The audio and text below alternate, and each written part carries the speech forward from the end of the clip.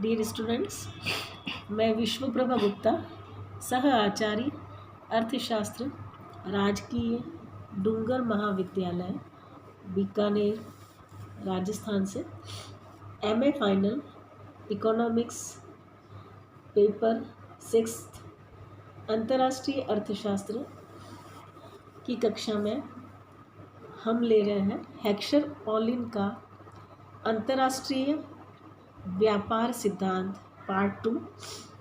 पिछली क्लास में हमने देखा था कि हेक्सर ऑलिन कहते हैं कि दो देशों के बीच साधन संपन्नताओं में जब अंतर होता है तो उसके परिणाम स्वरूप साधनों की सापेक्ष मांग और पूर्ति में भी अंतर होता है, यानी कि साधन कीमतों में भी अंतर होता है। और जब साधन कीमतों में अंतर होता है तो उनके द्वारा उत्पन्न वस्तुओं की सापेक्ष कीमतों में भी अंतर होता है, और यही अंतर्राष्ट्रीय व्यापार का मुख्य कारण है। अन्य शब्दों में अगर हम कहें तो साधनों की सापेक्ष दुर्लभता यानी कि साधनों की मांग की तुलना में पूर्ति की कमी दो देशों के बीच व्यापार के लिए अनिवार्य है। जिन वस्तुओं में दुर्लभ साधनों की बड़ी मात्राओं का प्रयोग किया जाता है उन्हें हम आयात किया जाता है, क्योंकि उनकी कीमतें ऊंची होती हैं, जबकि उन वस्तुओं का निर्यात किया जाता है जिनमें प्रचुर साधन प्रयोग किए जाते हैं, क्योंकि उनकी कीमतें नीची होती हैं।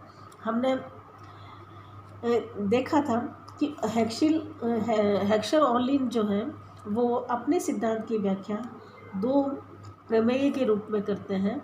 तो पहली जो प्रमेय है या पहली जो परिभाषा है वह हम ले रहे हैं, और वह है साधन कीमतों के रूप में साधन प्रचुरता, factor abundance in terms of factor prices.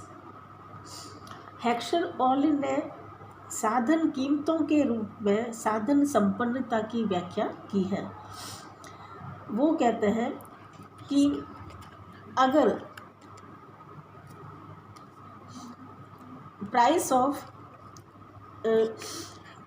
Capital जो है वह ए देश में प्राइस ऑफ लेबर की तुलना में कम है, यानी कि दो देश अगर हम लेते हैं तो ए देश में पूंजी की कीमत और श्रम की कीमत का अनुपात बी देश के पूंजी की कीमत और श्रम की कीमत के अनुपात से कम है। तो इसका तात्पर्य यह हुआ कि ए देश जो है वह पूंजी प्रचुर है, जहां पर पूंजी की कीमत श्रम की कीमत की तुलना में कम है, जबकि बी देश श्रम प्रचुर है, जहां पर पूंजी की कीमत श्रम की कीमत की तुलना में ज़्यादा है।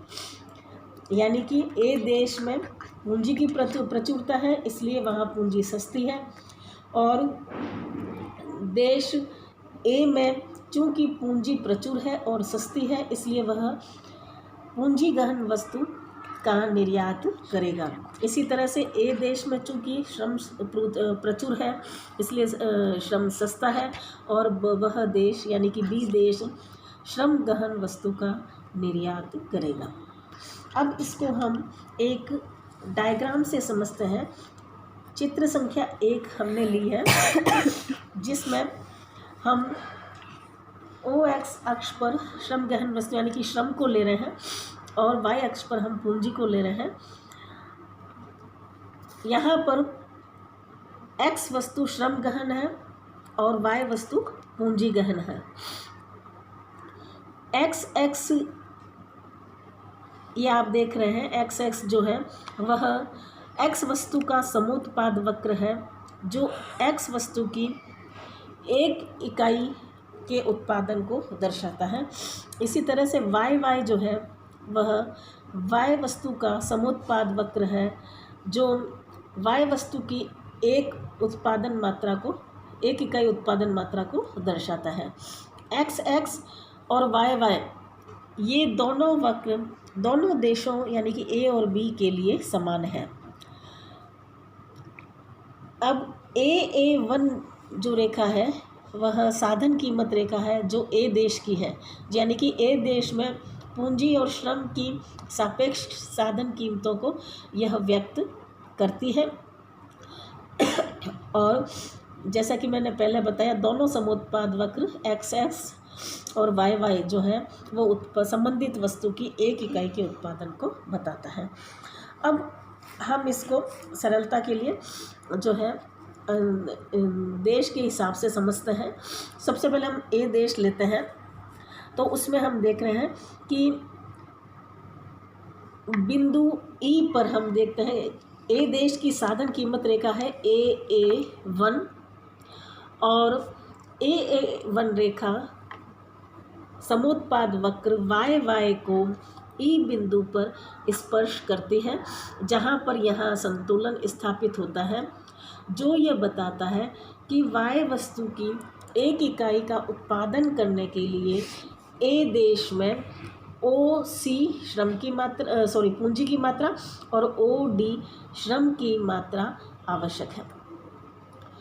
इसी तरह से AA1 रेखा XX वक्र को L बिंदु पर स्पर्श करती है, जो यह बताता है कि ए देश में X वस्तु की एक इकाई उत्पादित करने के लिए ON श्रम की मात्रा और OM पूंजी की मात्रा आवश्यक है।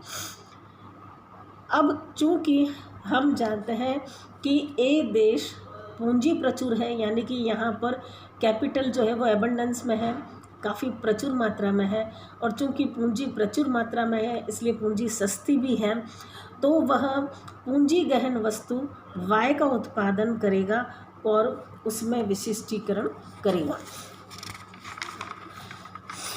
चूंकि ए देश में Y के उत्पादन में X की तुलना में, चूंकि ए देश जो है वो पूंजी प्रचुर है और Y वस्तु के उत्पादन में पूंजी ही अधिक चाहिए, इसलिए ए देश जो है वह Y वस्तु का उत्पादन करेगा, उसका विशिष्टीकरण करेगा और अतिरिक्त उत्पादन को B देश को निर्यात करेगा। अब हम दूसरी सिचुएशन लेते हैं जहां B देश की बात आती है। जब B देश की बात करते हैं तो वस्तु की लागत जानने के लिए हम BB' एक साधन कीमत रेखा खींचते हैं B देश की, जो Y वस्तु के समोत्पाद वक्र को G बिंदु पर स्पर्श करती है। यह G बिंदु बताता है कि B देश में Y की एक इकाई का उत्पादन करने के लिए OH श्रम की मात्रा चाहिए और OK पूंजी की मात्रा चाहिए।